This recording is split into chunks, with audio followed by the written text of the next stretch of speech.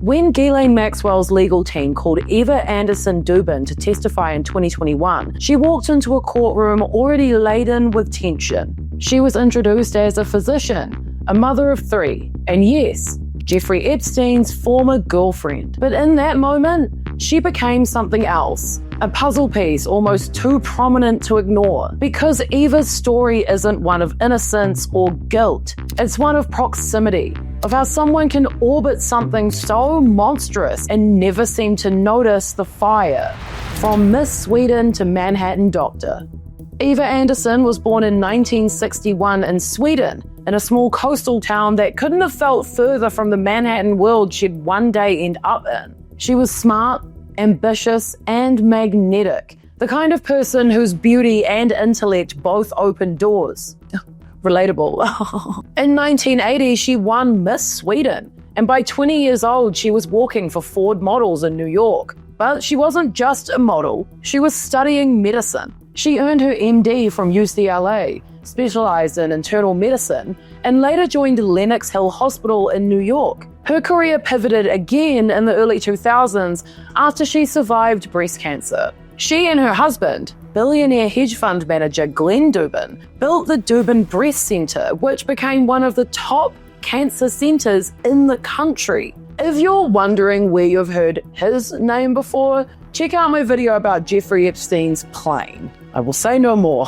On paper, Eva embodied success, intellect, philanthropy, wealth, but her name would soon be woven into one of the most infamous networks of abuse and secrecy in modern history, the Epstein connection.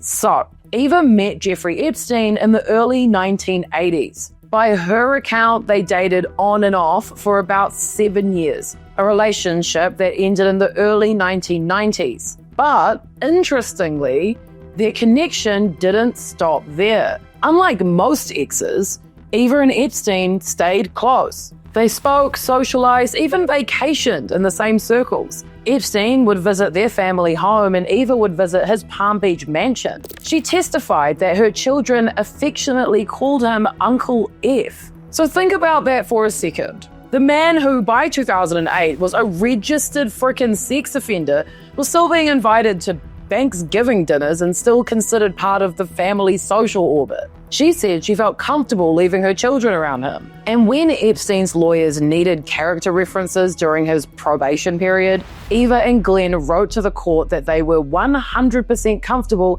having him around their children. They tried to normalize him. Epstein needed credible, respectable people to make him seem rehabilitated. And few people are going to carry more social currency than Dr. Eva Dubin, a billionaire doctor. Like, that's who you want. That's who you want on your side. A witness for the defense. When Maxwell's trial began in 2021, Eva was called as a defense witness, a high society name with medical credibility. Her job, in essence, was to humanize the past. She testified calmly. She had dated Epstein decades earlier, she said, but had never seen him engage in any inappropriate behavior. Sure, Jan. She denied claims from one accuser, known as Jane, who said a woman named Eva had participated in sexual encounters involving minors. Eva said absolutely not. When asked if she'd ever seen Epstein with teenage girls, her reply was very simple. I did not. She then explained that she had memory problems and that it was hard to remember anything far back. Again, sure, Jan. Her tone was clinical, almost detached, like a doctor dictating notes rather than recalling some sort of nightmare. The defense used her to plant doubt. If this polished, respectable woman, an ex-girlfriend who knew him well, never saw anything, maybe Epstein's world wasn't what prosecutors had claimed. It was a performance of distance. Eva standing for reason in a room full of horrors. But there is another way to read that testimony. Because sometimes I didn't see it is less a statement of fact and more a reflection of what people chose not to see. The Dubins and the Unsealed files. In the years since, court documents and survivor testimony have continued to cast that entire family in a pretty uncomfortable light. Virginia Giuffre, one of Epstein's most vocal accusers, claimed that Maxwell directed her to have sex with Ghislaine Dubin, an allegation both Glenn and Eva have vehemently denied.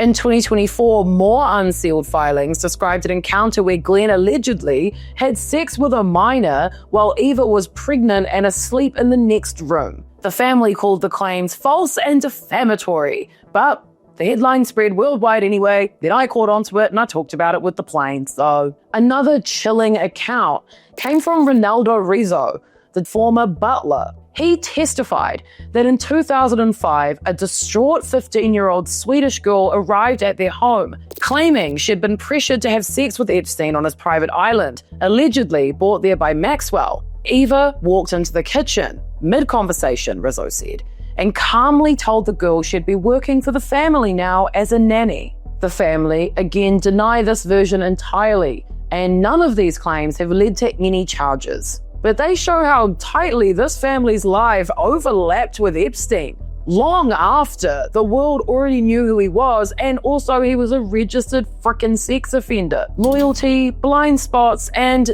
denial.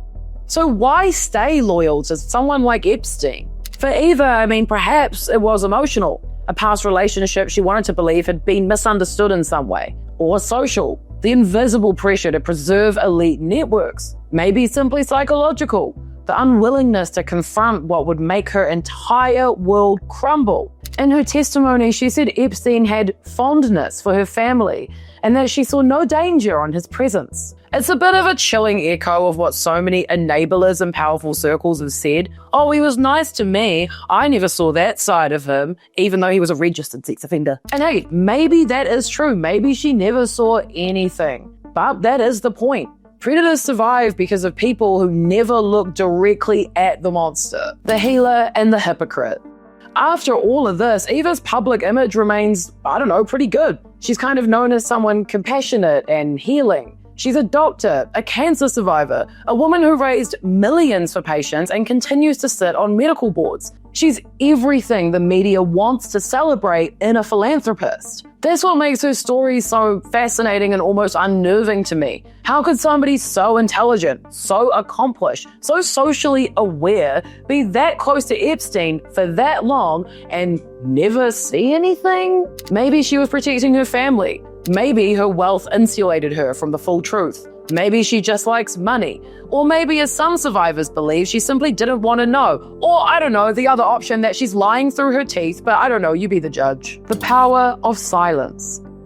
Eva's life today is pretty quiet. She's still married to Glenn. She still sits on boards. She still moves in elite philanthropic circles. Her name appears in unsealed files, but never really in the headlines. And hey, maybe that's fitting, because silence was always her defining choice. She wasn't the predator. She wasn't even a whistleblower. She was the silence in between. And in this story, silence wasn't absence to me, it was kind of participation. She wasn't on trial, but in the court of public opinion, she represents a question that still haunts the entire saga. What does it mean to be innocent when your silence helps the guilty thrive? If you like this video, make sure you subscribe, because we do this 5 days a week, and I've done heaps of Epstein research at this point, and I like looking into the people that we don't talk about that much to try and get a picture of what was actually going on there. What was that? Next up, I recommend you watch my video about Epstein's plane. That's where this family comes into it again, and it's really good context. Bye!